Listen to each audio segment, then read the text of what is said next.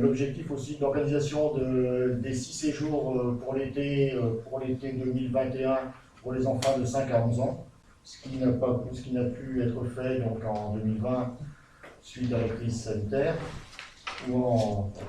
et également des travaux d'entretien pour la terrasse bois qu'il y a dans la cour d'Arlequin. Pour ce qui est du soutien à apporter auprès des écoles primaires, donc la commune poursuit son soutien au fonctionnement des 2 écoles primaires. Donc pour l'école primaire publique, donc renouvellement progressif du parc informatique, chauffage de l'école maternelle publique, comme l'a dit Loïc, et quelques demandes de travaux d'entretien, entre autres des stores électriques dans la salle de motricité de la maternelle, création d'un abri pour ranger les vélos des enfants, donc côté élémentaire, et pour une fenêtre mal montée, donc travaux pour des fuites d'eau. Et les subventions versées à ce secteur en 2021 devraient être stables pour les 2 écoles et les associations de parents d'élèves. Et je rappelle que pour le fonctionnement d'écoles privées, donc c'est une subvention qui est calculée sur des critères bien précis fixés par le préfet, je pense, pour la préfecture. Donc pour ce qui est du côté sport, donc maintien des subventions et mise en œuvre du projet sportif local, donc, avec donc, le soutien et l'accompagnement des clubs dans la structuration de leurs projets, la professionnalisation de leurs encadrants et l'élargissement de leur public. Mise en place d'un programme d'éducation physique et sportive du coordinateur en partenariat avec les 2 écoles primaires, et conception et réalisation d'animations sportives auprès des 11-17 ans par le coordinateur durant les vacances scolaires en concertation avec la caravane NJC. Donc autrement, reconduction de plusieurs éléments fédérateurs, donc les Olympiades et mini-Olympiades au niveau des 2 écoles, les portes ouvertes des clubs, la nuit des sports toujours en partenariat avec la caravane NJC et le forum des assos. Et mise en place d'actions autour du sport santé, ateliers, conférences dans le cadre de la programmation d'Armitage, et accompagnement et suivi des projets en investissement, donc la création du terrain synthétique multisport, l'étude de programmation sur la restructuration du complexe sportif, étude qui a commencé donc, en début de cette année, et réhabilitation du cours de tennis extérieur, bien sûr, si son implantation est confortée dans le cadre du schéma de programmation du dessus. Donc j'en ai terminé.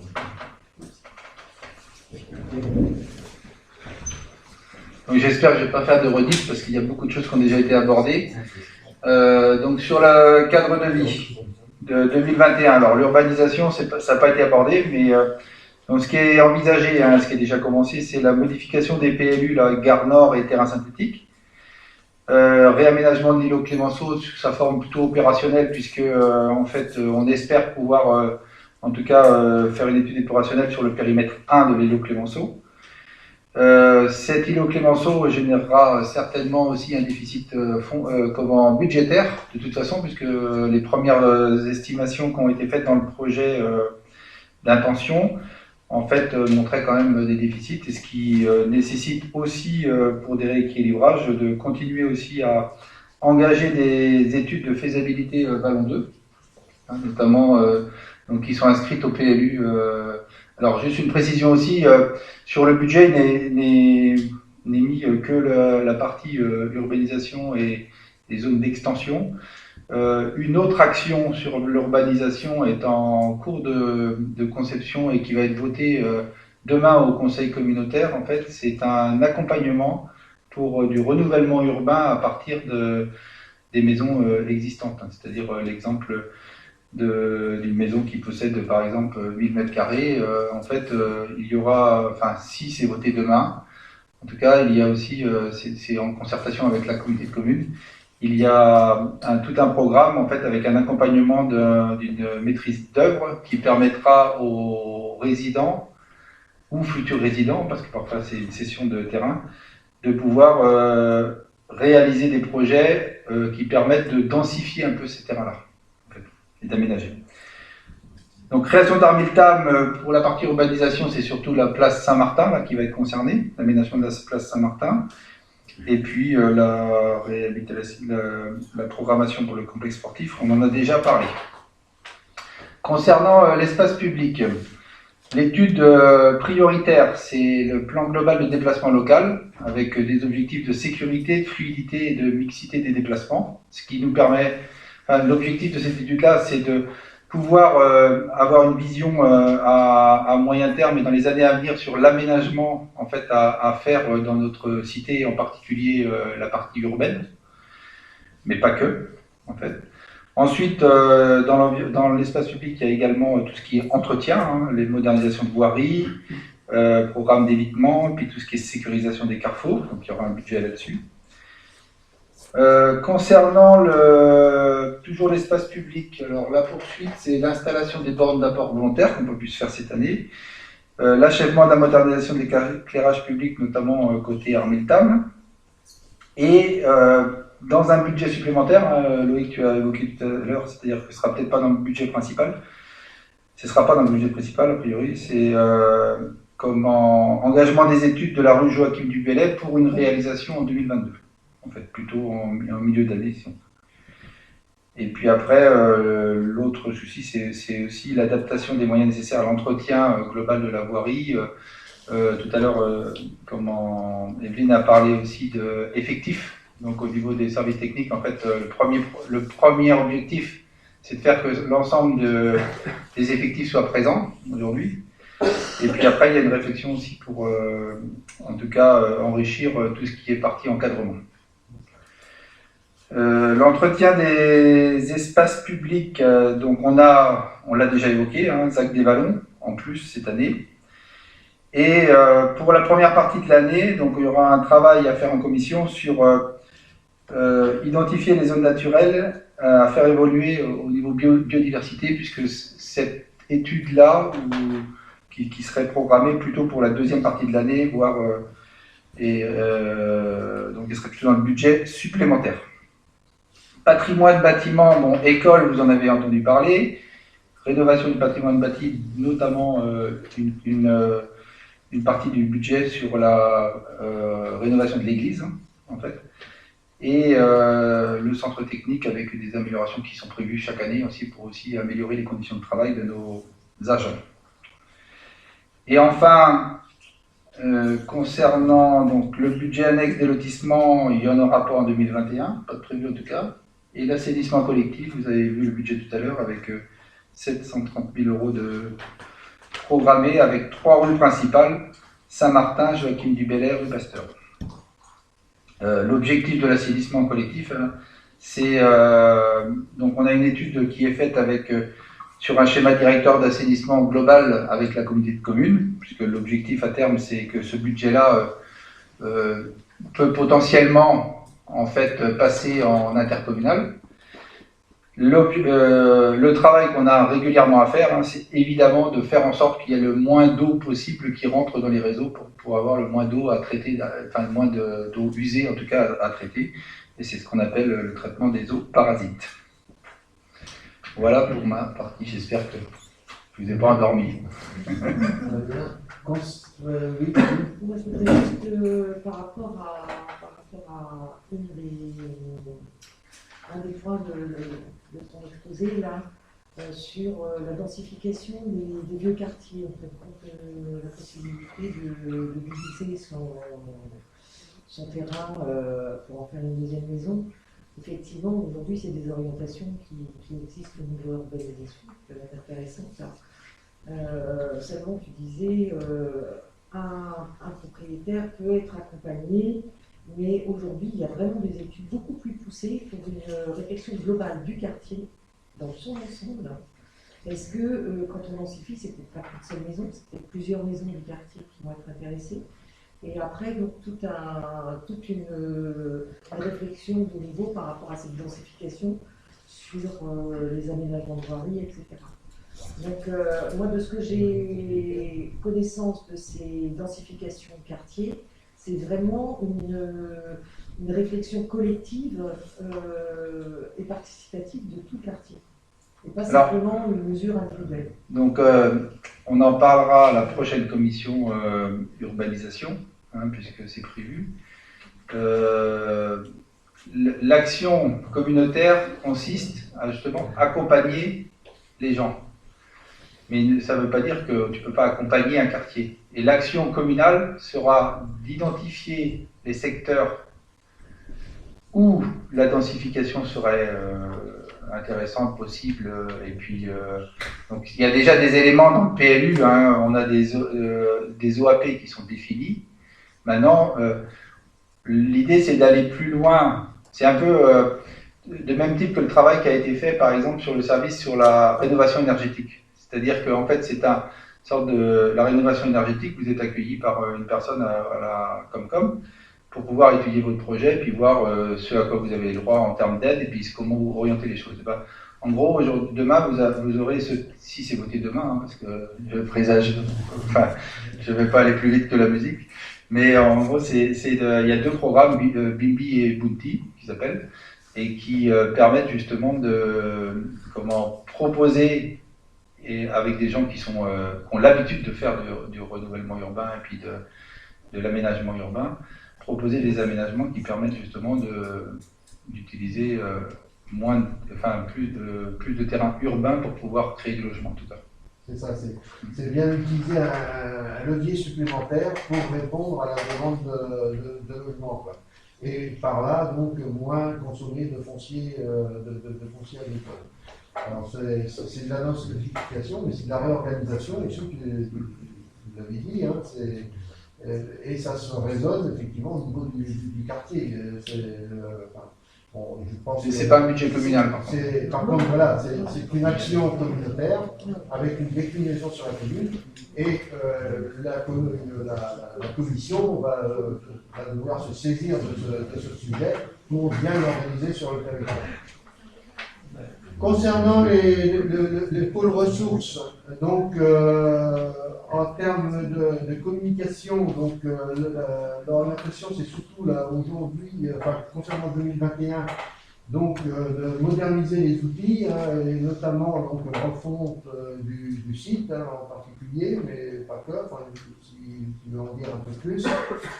Oui, refonte du site, étant donné que c'est une vitrine quand même de la communauté, ça va un site plus moderne, plus actualisé, plus facile, voilà, qui donne une image un petit peu plus moderne et à jour en fait, de la commune, et qui permet aussi le dialogue peut-être plus rapide et les échanges avec les habitants, et qui peut s'accompagner, donc on étudiera ça aussi en commission, d'une application dédiée pour permettre de favoriser la misère et la transmission d'informations en direct vers les habitants qui le souhaitent, sans que ce soit une sorte de pollution individuelle, mais vraiment dans le cadre du souhait individuel.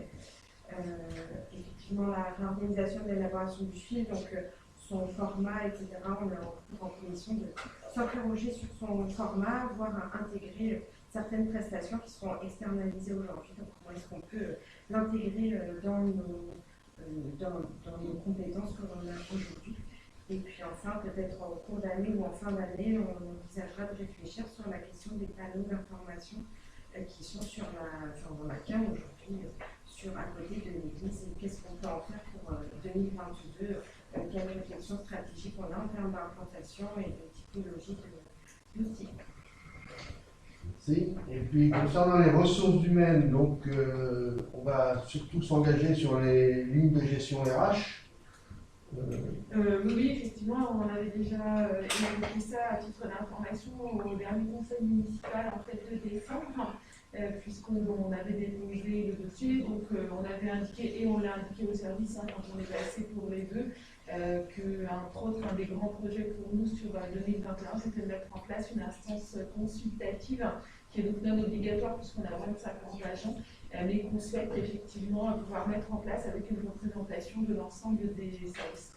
Alors pour l'instant, on attend que l'équipe soit stabilisée, puisqu'on a un DGS temporaire. Je ne gâche rien, cependant, attendre l'arrivée du DGS permanent, ça permet effectivement une continuité, puis c'est une instance qui est importante, donc il est important que l'ensemble des agents qui sont là, évidemment, pour l'ensemble de notre mandat, puissent participer.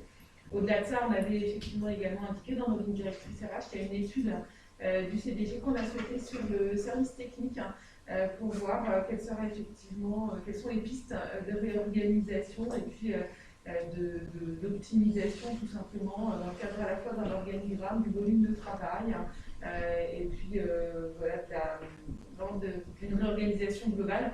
Donc l'étape de diagnostic est passée, on va passer aux ateliers qui seront mis en place, et donc la date de fin mars est toujours maintenue, plus ou moins, pour avoir les résultats définitifs de cette étude et puis mettre en place tout simplement les résultats de cette étude. Donc voilà pour les deux grands axes qui seront effectivement mis en place, sachant que la formation également des agents, il est en de les accompagner vraiment vers plus de formation sur ce qui peuvent correspondre à leurs souhaits d'évolution en emploi au sein de notre commune, où finalement, en tout cas par des formations qui soient en adéquation avec leurs besoins. Merci. Et concernant les finances, donc le travail au-delà du budget, donc c'est ça, cette approche sectorielle. Non, ce serait l'idée, c'est de mettre en place des tableaux de bord, on va dire, affranchis des contraintes de présentation qui sont beaucoup plus pragmatiques pour pouvoir suivre les budgets, et puis tableau de bord plutôt segmenté suivant la nouvelle organisation politique, pour suivre au moins au trimestre l'état d'avancement de nos budgets. Voilà. Alors, est-ce que toutes ces orientations vous suscitent des questions? Oui. Dans le document qu'on avait reçu, on a noté la notion de développement équilibré de la commune. Donc c'est une notion que nous, on ne partage pas, avec notamment le développement massif des programmes de construction, ça on l'a dit plusieurs fois. Pardon, excusez-moi. Avec notamment, c'est une notion qu'on ne partage pas, avec le développement massif des constructions sur le territoire de la commune, avec le projet actuel et futur, Gare Nord, Vallon 2, PAP2. Nous sommes étonnés et déçus aussi de voir aucun volet spécifique sur l'environnement et la transition écologique. Vos propositions électorales semblaient prendre en compte ces questions. Pourquoi aucune traduction dans ce premier DOB? Un premier DOB pourtant qui doit marquer, selon nous, la volonté politique. Alors tout à l'heure, vous avez dit que c'était des questions transversales. Pour moi, c'est une réponse un peu bateau quand on veut vraiment donner une orientation politique sur ces sujets-là. Bon, je ne partage pas, mais bon, c'est effectivement donc la transition écologique, même si il y a quand même des choses concrètes. Plan global de déplacement, c'est derrière il y a de l'écologie. Faut être clair. L'étude gestion des zones naturelles à faire évoluer, biodiversité, c'est aussi de l'écologie. Donc après, il faut lire l'ensemble du document, parce que et lorsque demain vous allez aussi aménager l'îlot Clémenceau, si vous avez vu l'ensemble des études de l'îlot Clémenceau, en fait il y a tout un volet environnemental dans l'aménagement de l'îlot Clémenceau. Au niveau de Hermitam, vous avez aussi tout un programme environnemental avec des aspects pédagogiques sur la biodiversité, sur les arbres fruitiers, sur les oiseaux. Je pense que, alors on peut, et puis encore une fois, on est sur la première année de budget, faut aussi voir ça, mais on ne peut pas dire aujourd'hui que dans les projets qui sont développés, l'environnement n'est pas pris en compte. Lisez chaque projet et regardez l'aspect environnemental de chaque projet. C'est vrai qu'on pense quand même, moi en tout cas, je pense notamment au projet PAPB2, je me dis, je vois 30 hectares de terre qui vont être artificialisés, avec le flot de voitures, avec la casse-voie qui est déjà bouchée jusqu'à Rennes depuis Cervon dès le matin, avec des logements où des personnes vont être obligées à habiter loin de Cervon, ils ne vont pas pouvoir habiter ici, ça sera trop cher pour eux. Pour moi, ça c'est un projet, typiquement, là vous parlez de l'environnement, pour moi je ne vois pas où est-ce qu'il y a de l'environnement et de l'écologie dans ce type de projet. Après c'est sûr, dans un projet comme Hermitam, on a je sais pas, un petit 2-3 arbres fruitiers, une petite haie, c'est joli, ça décore, mais pour moi 30 hectares de terre agricole artificialisée, ça n'a rien à voir en termes d'environnement comparé à ce qu'on va faire à Hermitam. En termes d'impact, on ne peut pas comparer ça. Tout dépend du niveau de l'écologie, c'est-à-dire qu'effectivement, on artificialise, et dans ce type de projet, c'est justement une réflexion à avoir sur comment le moins artificialiser les terres, comment optimiser effectivement, peut-être par dans le cadre du cahier des charges, on a discuté avec la mairesse de Mylène sur des espaces partagés de parking, d'avoir des choses très individuelles. Aujourd'hui, c'est des conceptions peut-être différentes de la zone artisanale ou industrielle qui est existante. Les réflexions effectivement sur les accès de 4 voies, moi je trouve que c'est très très important effectivement. Et l'autre chose au niveau écologie, c'est-à-dire que l'écologie c'est pas simplement une sorte d'artificialisation des terres, c'est aussi les déplacements en voiture pour aller travailler, c'est est-ce que rapprocher les gens de leur lieu de vie, amener de l'emploi sur les lieux de vie des gens aussi, c'est une notion de transition écologique. Donc on peut faire le débat sur la transition écologique, mais ça prend tellement de critères en compte qu'un seul critère n'est pas suffisant, je trouve, pour traiter le sujet. Oui, bon, je voudrais compléter là-dessus parce qu'en fait, je me suis exprimé là-dessus en commission environnement du pays de Château-Giron. Hein. En fait, on ne peut pas avoir cette réponse-là et s'en satisfaire. Pour moi, je vois sur l'aspect environnemental et écologie une impossibilité avec ce genre de projet, avec l'atteinte des objectifs du PCAET. Donc, moins 12% de consommation énergétique. Ce genre de projet va avoir des répercussions en termes de consommation énergétique très importantes. En termes de gaz à effet de serre, identique. L'objectif étant de moins 8% dans le PCAET.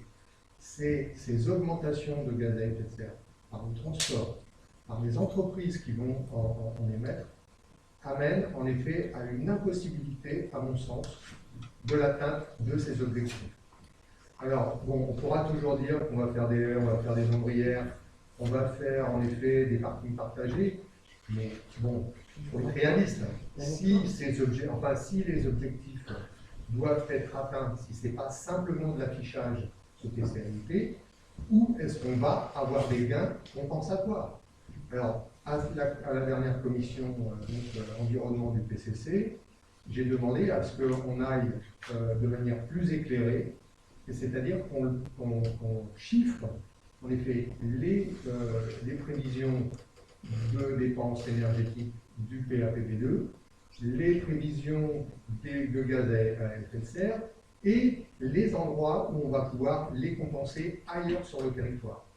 Et sincèrement, j'attends avec impatience ces chiffres-là, parce que l'équation va être difficile à équilibrer.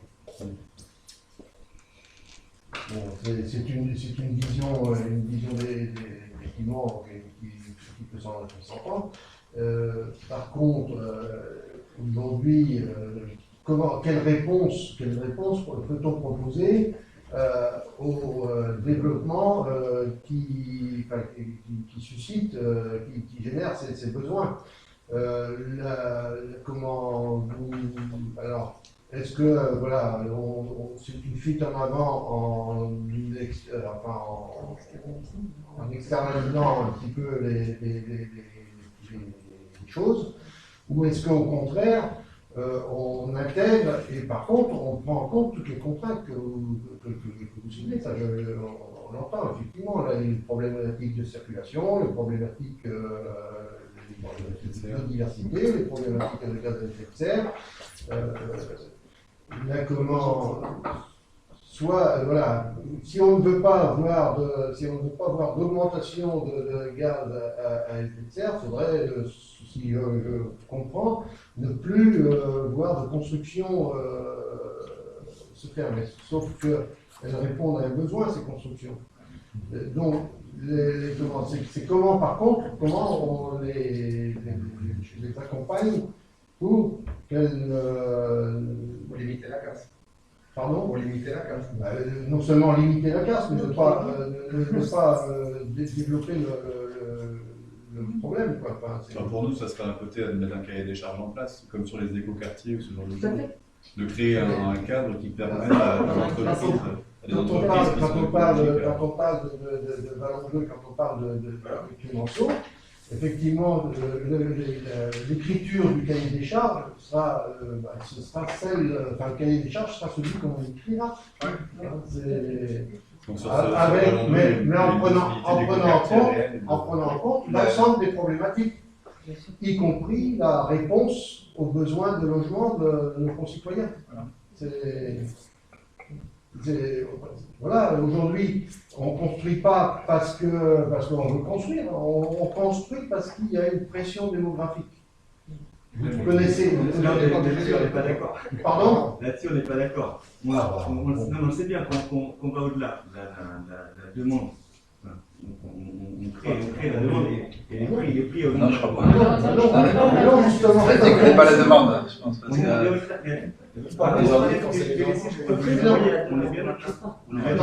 Attends. Si on avait une suroffre, que feraient les prix? Ils baisseraient. Bah oui. C'est déjà. Or, aujourd'hui, ils augmentent. Il y a une maison qui est à vendre. Aujourd'hui, les maisons sont vendues, on ne les voit même pas à vendre.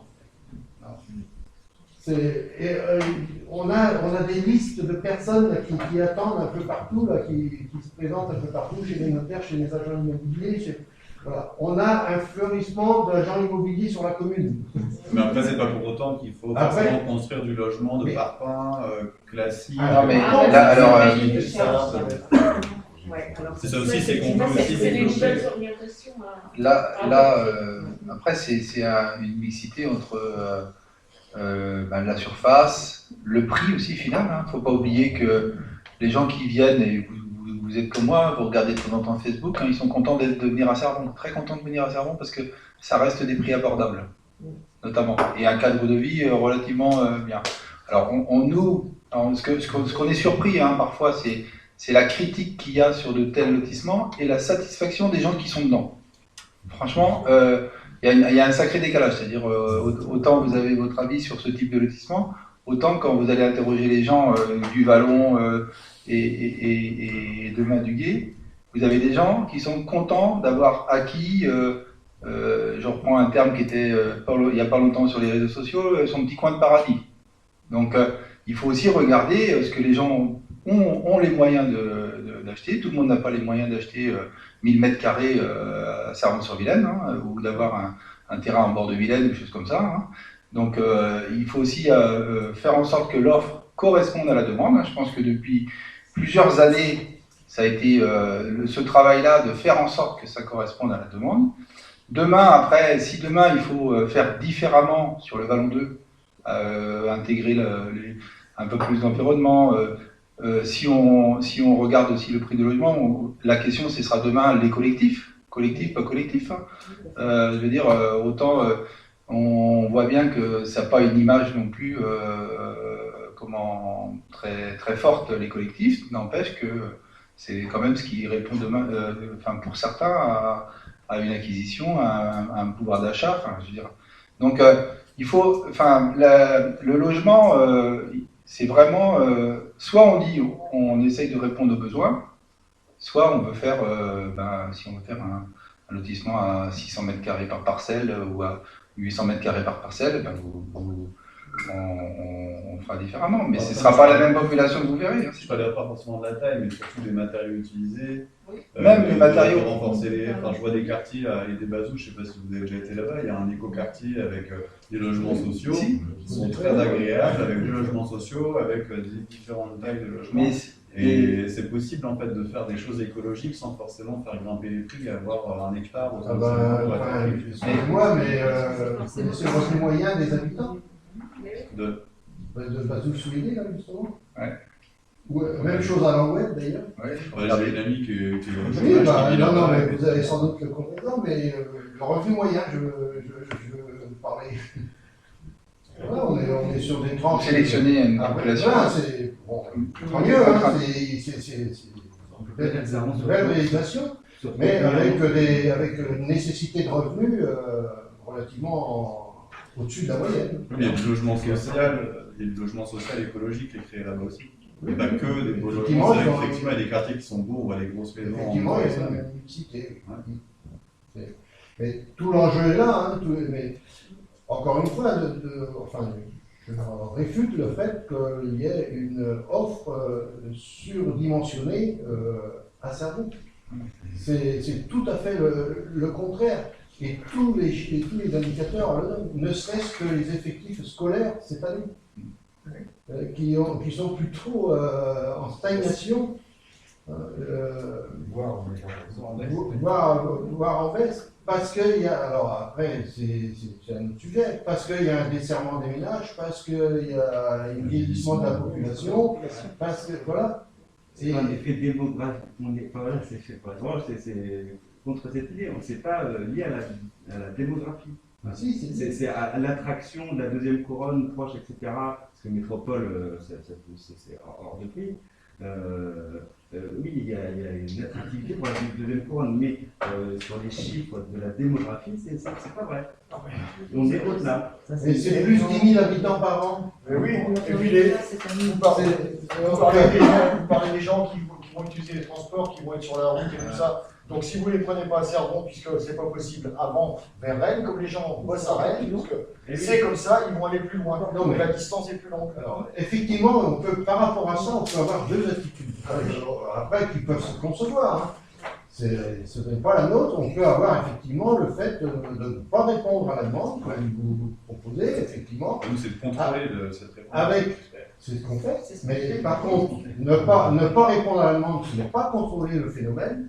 Parce que que va-t-on générer?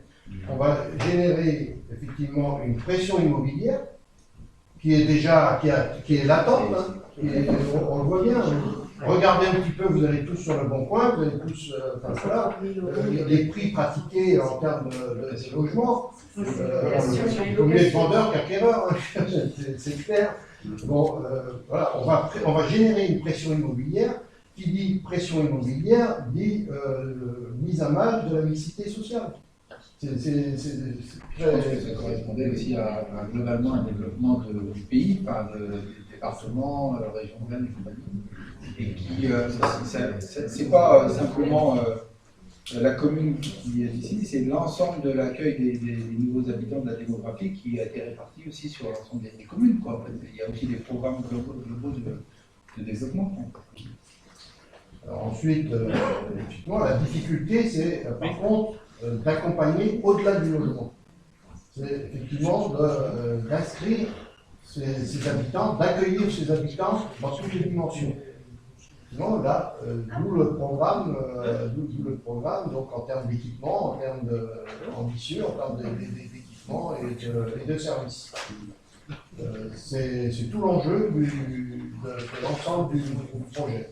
Mais c'est un projet qui est global, qui est équilibré, qui est maîtrisé et qui accompagne et qui accueille. Mais aujourd'hui, c'est vrai qu'il y a de plus en plus de programmistes, justement par rapport à cette densification et à cette artificialisation des sols, réfléchissent à des quartiers autres. On appelle le quartier de demain. Donc, je peux envoyer un article là-dessus. Oui, l'habitat partagé un peu avec les habitats collectifs. Alors, il y a ça, il y a aussi une société l'année qui a été en 2020 où ils adaptent en fait la parcelle. Il y a plein de choses qui se font aujourd'hui. Et je pense que c'est intéressant justement dans les nouvelles projets de réfléchir. Si vous ne voyez pas d'accord, alors est-ce que je vous propose donc d'ajourner le point sur le SPICZOM. Est-ce qu'il y a quelqu'un qui s'y oppose? Merci. Donc voilà, on va pouvoir conclure ce sujet. Voilà. Oui, j'aurais une petite question. C'est possible. Oui, allez-y, c'est possible. Ouais. Lors de la commission espace public, environnement et réseau du 4 novembre 2020, on a traité un sujet qui était celui de l'abattage d'un chêne à l'Île-Clos à la Dornière. Ouais. Et à cette occasion, il a été fait mention d'un avis donné par la DGPM 35. Je me rappelle parfaitement, puisque en fait, je me suis étonné que ce soit la DGPM qui ait été saisie et non pas le service bois et forêt de la Vache. Bref. Ensuite, donc, j'ai demandé à consulter ce rapport par mail le 6 novembre. J'ai redemandé une deuxième fois par écrit le 2 décembre. J'ai demandé par téléphone à M. Manchon 4 fois depuis, et j'ai réitéré une demande depuis l'arrivée du nouveau DST, là, tout début janvier. J'ai toujours pas de réponse. Donc, en effet, je trouve ça, vous imaginez bien, assez désagréable. Alors, je m'interroge sur cette manière de traiter les demandes. Et donc, je vais vous poser 3 questions très simples. La première, y a-t-il un problème avec cet avis de la DPTM? Si oui, lequel? Sinon, quand pourrais-je précisément, à quelle date, consulter cet avis? Merci. Non, quand tu as une demande, il faut que tu le fasses à l'adjoint. Oui. Non, mais c'est vrai, parce que les services, ils ne sont pas faits non plus pour répondre à toutes les demandes des uns et des autres. Non, mais on ne peut pas entendre ça. Si, c'est la première chose. Et la deuxième chose, il n'y a pas de problème particulier, puisque l'agent de la DDTM, il est revenu depuis fin décembre sur le site, enfin, pour voir les différents sites, puisque il y a eu aussi, on a parlé d'hirondelles par exemple, par Miltam, on a parlé d'abattage de chênes, et voilà, il a constaté, puis il n'y a rien d'anormal à l'abattage, c'est tout. Il n'y a absolument aucun problème. Il est venu a posteriori. Il est venu, comme ils viennent de temps en temps, ils viennent regarder l'évolution. Non, mais le 4 novembre. L'abattage, il a été. A été mentionné. Faut resituer le contexte. L'abattage, il a été fait. Qui a été donné ou pas? Et l'avis de la DDTM, c'est par écrit, ils ne donnent pas des avis. On en a parlé en commission. On en a parlé en commission. C'est un sujet de commission, c'est peut-être pas un sujet de conseil. Et pour rappeler que l'abattage de ce chêne-là, il a été fait en urgence. Le sujet, donc l'abattage a été fait en urgence. Ouais. C'est un arbre qui présentait donc, des dangers vu sa situation, son implantation. Voilà. C'est pas la question. La TDM, je ne vais pas le certifier, a donné un avis qui peut être transmis, il n'y a pas de souci. Effectivement, l'agent, je sais pas, est repassé donc fin décembre, pour suivre les différents sujets comme l'a dit Dominique Marchand. Mais tout peut vous être communiqué, donc il n'y a aucun souci par rapport à ça. Et concernant cet arbre, il a été redéposé donc, sur un talus, sera compensé en termes de plantation comme il avait été engagé. Voilà. C'est fait. C'est fait. Donc je peux espérer avoir cette transmission par mail quand? Par mail, alors il avait été. Non, en fait, tu viens le consulter. Je viens le consulter à la mail, quand est-ce que je peux venir? Je te redis ça demain. Parfait, j'attends le mail. Mais c'est quand même assez désagréable. Non, mais il y a une réalité, parce que tout le monde rigole sur ma première remarque, mais il y a une réalité, c'est que les services ne sont pas là pour. Enfin, il y a aussi comment. Il faut. Ouais, il y avait toute cette période-là. Bon, après, voilà. Et quand vous avez quelque chose à demander concernant chaque thème, vous demandez à l'adjoint de référence, c'est tout. À ma dernière demande, j'ai en effet évoqué ça, de dire qu'en effet, que ce soit sous couvert de l'adjoint supérieur. Parce que c'est aussi. De toi-même, donc, et j'ai rien reçu toujours. Et moi je ne l'ai pas vu. Donc, bon, voilà, ça marche. Donc j'aurais voulu quand même. Je crois qu'il n'y a pas. Enfin voilà. Des sollicitations pour parler de ça, il y en a beaucoup. Non, mais il y en a beaucoup. Aujourd'hui, c'est relativement chronophage pour les services. Sans qu'il y ait, je sais, sans qu'il y ait de mauvaise volonté de la part des services. Je tiens à le préciser. Les services font tout ce qu'ils peuvent. Voilà. Maintenant, effectivement, il y a peut-être des ajustements qui sont de notre sort pour améliorer. Sans doute, il y a sans doute des axes de progrès également en termes de réponse aux sollicitations Mais il faut, enfin, voilà, d'ailleurs, ça fera l'objet d'un travail avec la commission de Rotterdam. Mais il y a effectivement donc un sujet de traitement des sollicitations, quel que soit le domaine, avec des délais qui sont sans doute pas, voilà, qui peuvent présenter des difficultés à l'égard de concitoyens. Mais en aucun cas, ce n'est une mauvaise volonté des services et je tiens à... J'ai une toute petite question avant de dire directement à Michel. C'est sur la subvention qu'a demandé la FCPE. On avait posé la question de novembre, je crois, on vous avait relancé un mois plus tard, mais j'ai remis un message à Mélène il n'y a pas longtemps et j'ai pas eu de réponse. Alors, c'est vrai qu'on n'a pas eu de... Enfin, disons, ce qu'on voulait, c'était déjà avoir une vue sur l'ensemble de la... sur l'ensemble du collège.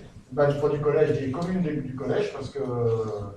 et savoir ce qui était possible. S'il n'y avait pas unanimité des communes pour que ça se fasse, s'il y avait des possibilités en dehors du milieu scolaire, mais ce qui n'est pas...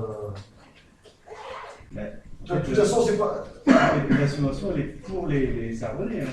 Oui, je viens de demander à Sarbon, c'est pour les collégiens. Non, mais le collège Saint-Jean a dit oui. Châteaubourg, je crois qu'ils attendent la réponse. Et le Sarbon aussi. Donc,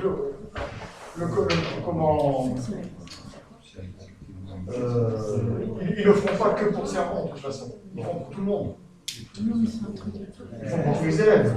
Bon, c'est un sujet donc à retraiter. Oui, c'est vrai que... On doit une réponse. Ah oui, on doit une réponse, mais c'est vrai que c'était un peu avant les fêtes, effectivement.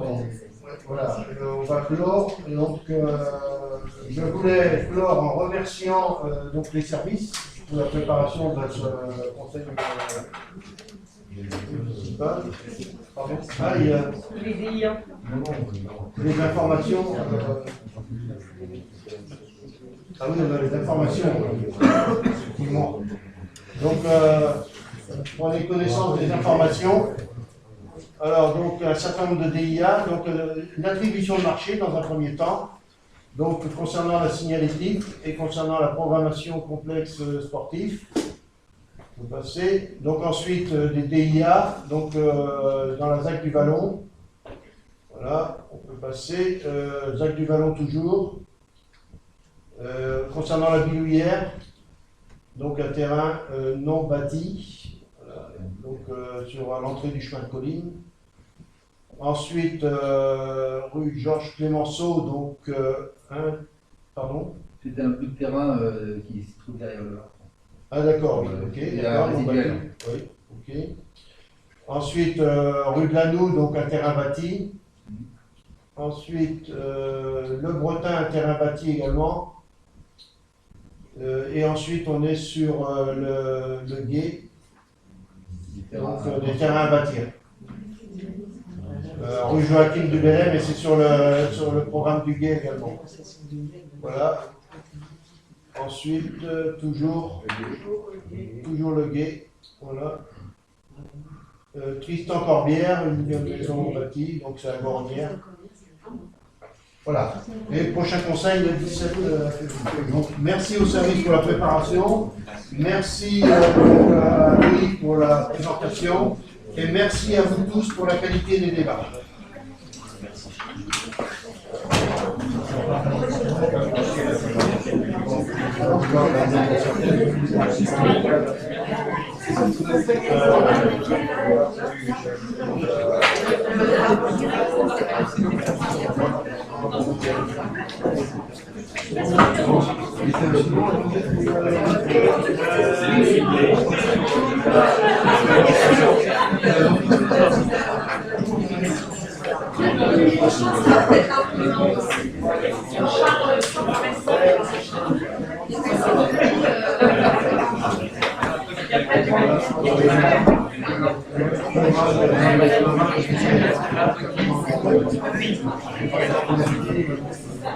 puis il y avait un mélange de fonctionnement et les chiffres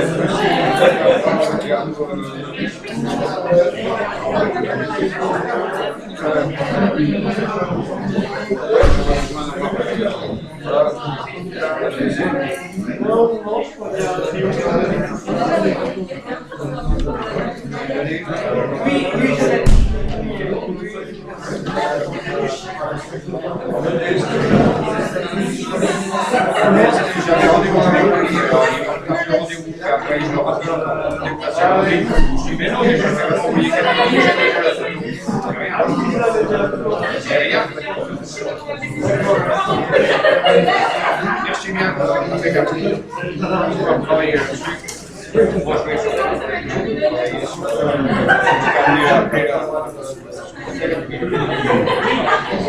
c'est un premier papier. Je vais faire sur les orientations, mais sur le débat, surtout sur le débat sur ce qui manque sur le ballon 2 avec l'écologique, les uns et les autres, et le débat, c'est là que ça sort.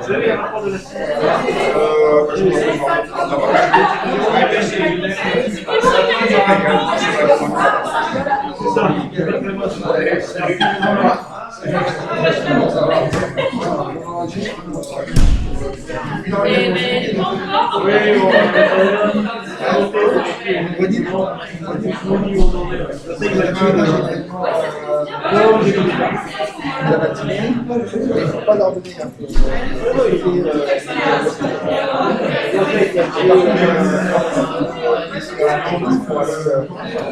Directement dans les bureaux des services pour ça,